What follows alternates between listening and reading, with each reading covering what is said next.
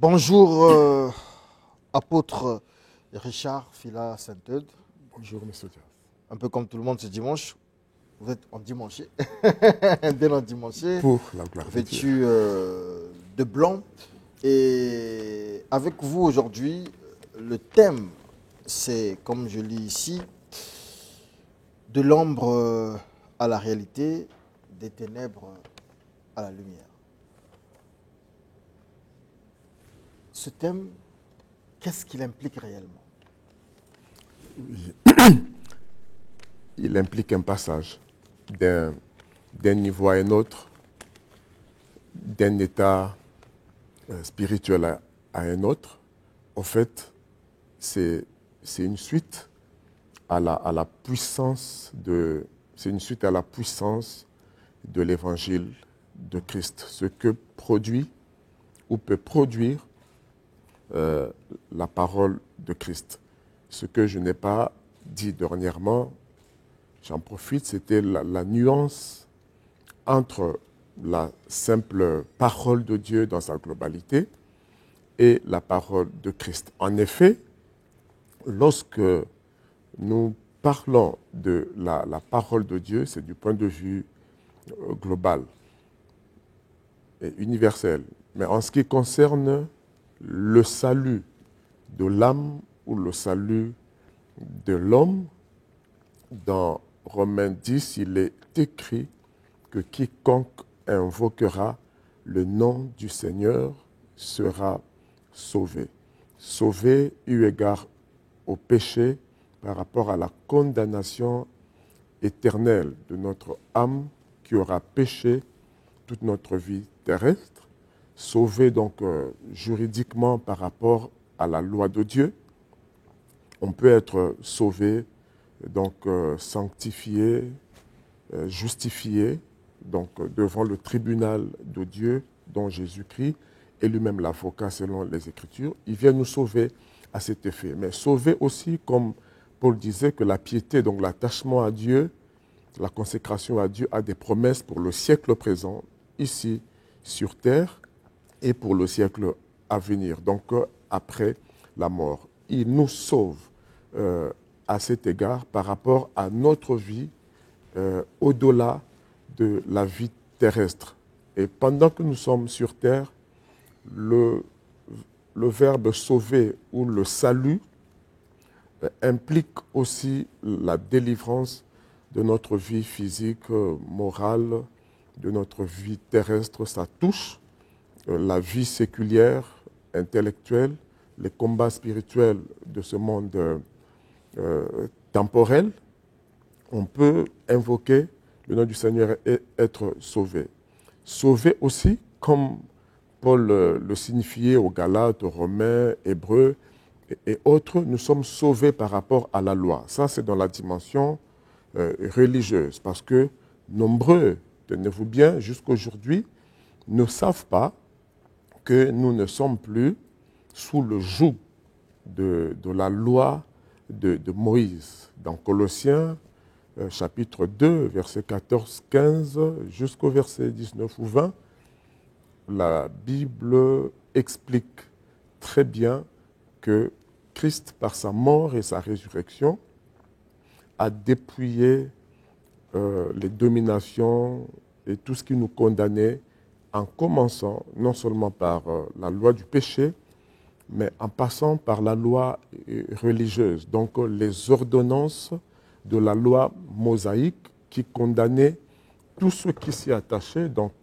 le peuple de l'Ancien Testament, qui était dans l'incapacité d'accomplir toute la loi de Moïse, qui était très difficile à exécuter et à observer. Et Christ, par sa mort sur la croix, mort une fois pour toutes, a réglé le problème de la condamnation du point de vue religieux. Ça veut dire la puissance de l'évangile de Christ apporte une libération religieuse, donc par rapport à l'ancien sacerdoce. Nous sommes libres aujourd'hui de nous approcher de Dieu sans brûler quelque chose, sans interdiction de manger ceci, de ne pas manger cela, les ordonnances qui étaient liées à la loi cultuelle et sacerdotale ancienne. Donc il faut célébrer l'Évangile dans sa puissance, dans le domaine religieux, dans le domaine sacerdotal. Nombreux ne savent pas que hommes et femmes, nous sommes libérés des contraintes de la loi dont les Juifs eux-mêmes étaient incapables de l'accomplir. Sinon, lisez la conférence de Jérusalem dans Actes chapitre 15, vous allez voir qu'il y avait des Juifs qui voulaient exiger encore l'observance de la loi de Moïse. Mais lorsqu'ils sont montés à Jérusalem rencontrer les apôtres qui ont parlé avec Jésus, les apôtres, dont notamment Jacques, qui était l'ancien, leur ont dit que ce n'est plus le moment d'exiger ce joug que nos pères et nous-mêmes n'avons pu porter. Donc il faut laisser les gens observer la grâce, vivre dans la sanctification, éviter l'impureté, l'impudicité et les viandes sacrifiées aux idoles et célébrer donc cette liberté. Donc la puissance de l'évangile de Christ touche plusieurs domaines. Le domaine religieux, spirituel, même le domaine séculier. Vous pouvez aujourd'hui recevoir l'évangile comme il se présente à vous et être sauvé dans tous les domaines de votre vie, la maladie, les finances, au niveau de votre âme, la pensée, le moral, vos émotions, vos blessures intérieures, les condamnations, même les stress. Le Seigneur peut vous délivrer à tous égards. C'est pourquoi nous venons ainsi rétablir cette vérité, cette réalité qui touche la puissance de l'Évangile. Nous restons à votre disposition pour répondre à toute question existentielle. D'accord. Vous pouvez donc appeler au 06 678 25 47. Donc, vous pourrez poser donc vos questions directement à l'apôtre Richard Fila Sainteux de la mission évangélique L'œuvre de Dieu. Et en parlant de ce thème, apôtre, il vous a été inspiré, je pense, par un passage, acte 26, quelque chose comme ça. Oui. Voilà. Et vous prenez, en fait, lorsqu'on regarde dans ce passage, c'est l'histoire de Paul. C'est l'histoire de Paul. Paul, qui, je ne vais pas dire chrétien, mais qui croit en Dieu, qui est l'expression m'échappe, mais un des acteurs je ne dirais pas de l'Église, mais un des défenseurs de la loi. Un pharisien, un pharisien, justement, voilà, à cette époque-là, mais qui combat Jésus, mais qui est en fait mis sur un fait accompli. Au lieu de dire qu'il vit Jésus, Jésus lui apparaît, et finalement, Jésus demande à Paul de, semble-t-il, donner dos à tout ce qu'il savait comme loi en tant que pharisien pour suivre Jésus. Dans cette nouvelle alliance, c'est un peu cette image-là que vous ramenez. Exactement. J'étais tenté d'aller dans Philippiens où Paul fait la différence entre ce qu'il était avant. Il était maître de la loi, enseignant de la loi. Il avait des honneurs religieux, mais lorsqu'il écrit aux Philippiens, il leur dit toutes ces choses, tous ces honneurs religieux. J'étais reconnu, on l'appelait, ça c'est Gamaliel qu'on appelait la beauté de la loi. Et Paul se vantait d'avoir appris au pied de Gamaliel. Donc il était versé dans la loi de Moïse. Mais il dit toutes ces choses qui étaient un gain pour moi, je les regarde désormais comme de la boue à cause de l'excellence de la connaissance de Christ. Donc, dans Acte 20, Paul est 26, Paul est persécuté. On va peut-être prendre cet appel, je vous ramènerai, on va prendre cet appel. Bonjour. Bonjour. Oui, l'apôtre Richard Fila Sainteux vous écoute. Vous avez des préoccupations. Je voulais poser la question à l'apôtre. Bonjour. Bonjour mon frère. la question. Quelle est la différence entre Dieu et ses propres lois qu'il a établies? La différence entre Dieu et ses propres lois qu'il a établies. Merci. D'accord. Il vous répond. Dans la Bible, la loi est aussi appelée la parole de Dieu, si vous voulez, les ordonnances. Mais tout de suite, je dis comme dans Apocalypse 10, 13 et 14, tout ça, que son nom est la parole de Dieu. Dans Jean 1, Dieu est sa parole. Il est indissociable à sa parole ou avec sa parole. Il n'y a aucune différence parce que Dieu est la parole de Dieu comme cela a été écrit au commencement. Donc ce que Dieu dit, c'est ce qu'il est à l'image de Jésus. Il est un avec sa parole. Je ne sais pas quelles sont les implications de cette question, mais la réponse est simple. Moi, je rebondis peut-être pas sur cette question, mais je rebondis sur ce que vous disiez tout à l'heure, apôtre Richard Philassateude, en lisant le verset 16, donc du passage de Acte 26. Mais lève-toi, tiens-toi debout, car je te suis apparu pour que tu sois mon serviteur, pour témoigner aux hommes que tu m'as vu et leur dire ce que je te ferai encore voir par la suite. Est-ce que quand j'ai lu ce passage, par rapport à ce que vous dites, je suis en train de comprendre que Jésus demande à Paul d'abandonner la loi, cette loi dont te parle celui qui a appelé, pour suivre Jésus qui vient avec une nouvelle loi, peut-être une nouvelle alliance. Exactement. Ici, il annonce une ligne de démarcation déjà entre la loi de Moïse et la loi de la grâce que Jésus a apportée. J'ai cité un jour Jean 1, 17, la loi a été apportée par Moïse, mais la grâce et la vérité sont venues par Jésus-Christ, surtout du point de vue sacerdotal, du point de vue culte et ordonnance du culte. Et Paul a été chargé comme l'architecte de la nouvelle Église, le plan et tout ça, etc. C'est pour cette raison que Jésus est allé choisir un maître de la loi, quelqu'un que tout le monde respectait, versé dans les Écritures, dans les traditions religieuses de leurs ancêtres. Et Jésus le prend pour se révéler à lui. Je te dirai des choses nouvelles. Je te montrerai ce que tu dois enseigner à mon peuple et jusqu'aux extrémités de la terre. Lorsque vous parlez de ténèbres, vous faites allusion à l'ancienne alliance? Justement, les ténèbres, surtout chez les Hébreux, c'est aussi l'ignorance. Et les œuvres qui se font dans l'ignorance, qui se font dans la fausseté, qui se font dans la confusion. C'est pourquoi je dis l'ombre. L'ombre, c'est encore mieux que les ténèbres. Dans l'ombre, il y a la confusion. Vous priez, mais vous confondez la vérité à la fausseté.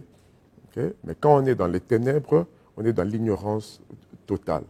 Et le diable profite surtout dans la vie de ceux qui sont dans l'obscurantisme total et le plus profond. Donc, ceux qui prient pensent être, donc naviguent entre deux eaux, entre lumière et ténèbres. Il va à l'église, mais il a un pied dans le monde, un pied dans l'église, comme on dit. Il va juste les dimanches, il ne lit pas la Bible, mais il a son soi-disant baptême.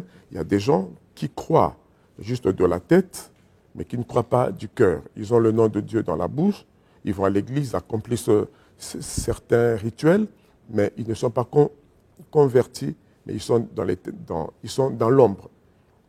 Donc, et ceux qui sont vraiment dans les ténèbres sont en proie aux puissances des ténèbres, aux puissances maléfiques. Combien de fois ceux qui prient sont contrôlés par les forces du mal parce qu'ils sont dans l'ombre, sont dans la confusion. Déjà que tous ceux qui sont dans l'ombre, Hébreux 10, verset 1 justement, disent que la loi de Moïse était juste l'ombre. On appelle ça, en effet, la loi qui possède une ombre des biens à venir et non l'exacte représentation des choses, ne peut jamais, par les mêmes sacrifices qu'on offre perpétuellement chaque année, amener les assistants à la perfection. Donc, la loi de Moïse qui possédait une ombre des biens à venir, ces choses à venir relevaient du temps de la grâce et du domaine de la nouvelle alliance. C'était des choses à venir qui n'étaient pas, mais qui sont arrivées, donc comme Jean 1,17, par Jésus. Quand Jésus arrive, il faut faire attention à la manière de prier qui ne serait plus comme au temps de Moïse, à la façon d'adorer, de sacrifier. C'est pourquoi il a dit, l'heure vient et elle est déjà venue, où les vrais adorateurs adoreront en esprit et en vérité. Ce n'est plus selon la loi de Moïse. C'est pourquoi je relis Hébreux 10, 1. En effet, la loi qui possède une ombre des biens à venir et non l'exacte représentation des choses. L'exactitude quant à la manière de s'approcher de Dieu, de prier, d'être purifié, d'être pardonné, d'être délivré. Oui, bonjour. Commence avec Jésus. Bonjour, mais je voulais poser la question directement au journaliste. Non, le journaliste ne répond pas aux questions. Les questions, c'est à l'apôtre. Vous avez des questions pour l'apôtre? Oui, le problème, c'est que c'est une question très importante. Non. Bon, vous me posez la question à la fin de l'émission. Moi, je ne réponds pas aux questions parce que moi, je suis... Voilà. Alors, apôtre Phila, lorsque vous parlez, je lis deux aspects, en fait. Deux aspects. Vous évoquez d'abord, dans mon entendement, le conflit de doctrine dans le christianisme, mais d'une part aussi, ce que nous appelons les lois liées donc, à l'ancienne alliance. C'est ce que je semble lire. Alors, moi, je repars donc dans l'ancienne alliance. On nous dit, il y a la loi du talion avec Moïse, dent pour dent, œil pour œil. Lorsque Jésus vient, il nous dit l'amour. On te gifle ici, il faut tendre l'autre joue. C'est-à-dire que c'est deux leçons, deux morales diamétralement opposées. Est-ce qu'aujourd'hui, il ne serait pas simplement clair, simple de demander au peuple de Dieu, à ceux qui vous suivent, de déchirer l'Ancien Testament et de rester avec le Nouveau Testament? Non, on ne déchire pas.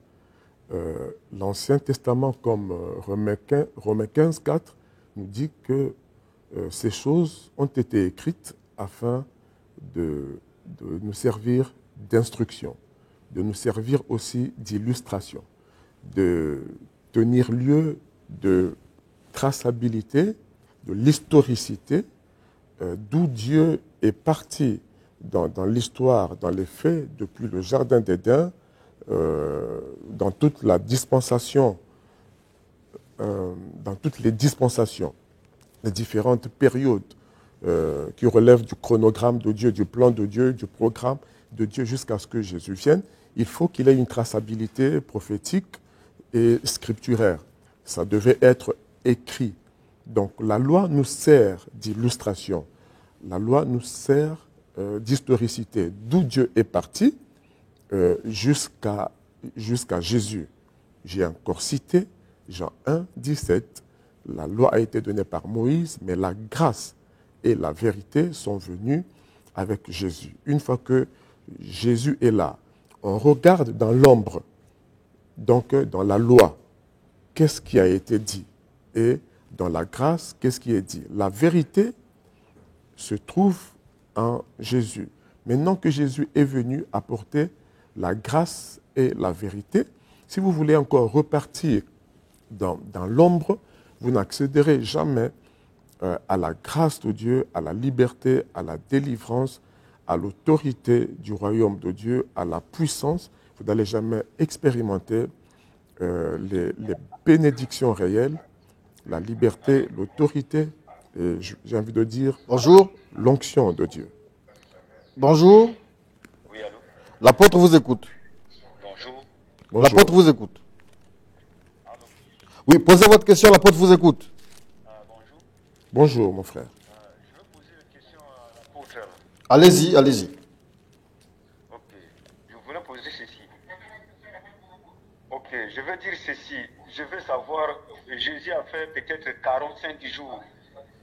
Jésus a fait 45 jours. Moi, je veux savoir, dans les 45 jours-là, nuit et jour, qu'est-ce que lui faisait? 40 jours, 45 jours. De quoi il s'agit concrètement? Qu'est-ce que Jésus faisait? Mais je veux que l'apôtre soit clair. Jésus faisait quoi dans les 45 jours? Il avait vu quoi? Qu'est-ce qu'il lui faisait pendant la nuit et la journée? Bon, après, ça n'a pas de rapport avec ce que nous disons. On ne comprend pas bien votre question. Vous parlez des 40 jours de jeûne. C'est ça, je pense, c'est 40 jours de jeûne. Bon, je ne sais pas si Bon, c'est la 40 question, jours de jeûne. on a du mal à vous comprendre. Ben, il faudra peut-être nous faire un message. Comme ça, on pourra transmettre à l'apôtre. Ici, il y a Si c'est une 40 jours question. de jeûne, il priait, Ah. il jeûnait, il était visité par des anges, il se préparait pour son ministère. Il a fait aussi 40 jours dans Acte 1, là-bas, Acte 2, il était avec ses apôtres. La Bible dit qu'il les a enseignés pendant 40 jours sur ce qui concerne le royaume de Dieu. Donc, il leur donnait les clés du royaume et ce qu'ils devraient aller prêcher dans le monde entier. Alors, il y a Mavungu du Burkina Faso, monsieur Mavungu du Burkina Faso. Il dit: je vous suis depuis le Burkina Faso. Je suis d'accord avec l'apôtre quand il parle de la loi et de la grâce. Beaucoup de chrétiens ne comprennent toujours pas que tout a été accompli à la croix, Ephésiens 2:8, car c'est par la grâce que vous êtes sauvés par le moyen de la foi. C'est un don de Dieu. Donc on prend cet appel. Voilà, il est parti. Voilà, donc nous avons été sauvés à la croix. Tout a été accompli à la croix. Tout est accompli à la croix. On ne devait plus prier. On devrait prier pour Lorsqu'on pêche, on ne devait plus demander pardon parce que tout a été accompli à la croix. Non, il faut prier, il faut s'approcher de la croix par la foi, il faut aller chercher ce qui a été gracieusement, gratuitement acquis pour nous à la croix. La prière nous permet de nous approprier les acquis de la croix, de la croix. Tout est accompli, tout le monde est sauvé, mais il faut vous approcher du Sauveur et recevoir le message de votre salut, et ça passe par Jésus-Christ au travers de sa parole. Donc venez à Christ pour recevoir gratuitement le salut, le pardon de péché, la délivrance, le renouvellement de l'intelligence, découvrir l'homme nouveau en vous au travers de Christ. Donc tout est accompli. D'accord. Alors ce sera certainement la dernière. Bon, il y a un appel, on ne pourra pas le prendre. Dernière question, c'est un message. Ingrid, depuis le Cameroun. Bonjour à vous, Studio 210. J'aimerais savoir, un pécheur qui paye ses péchés sur terre, qu'est-ce qu'il attend dans le monde des ténèbres? Le péché a déjà été payé et avec ses conséquences par la mort de Christ sur la croix. On n'a pas, lorsqu'on pêche ici sur terre, il y a des conséquences terrestres et temporelles de nos actes et de nos péchés, et il y a des conséquences éternelles après la mort. Mais quand vous péchez, même si vous souffrez sur la terre, ça n'absorbe pas, ça ne règle pas ce qui vous attend après la mort. Vous avez encore la grâce. Quand vous péchez ici sur terre, étant vivant, vous pouvez être pardonné, vous pouvez être régénéré et sauvé. Et après la mort, il n'y a plus d'issue. Ce qui vous attend, c'est le jugement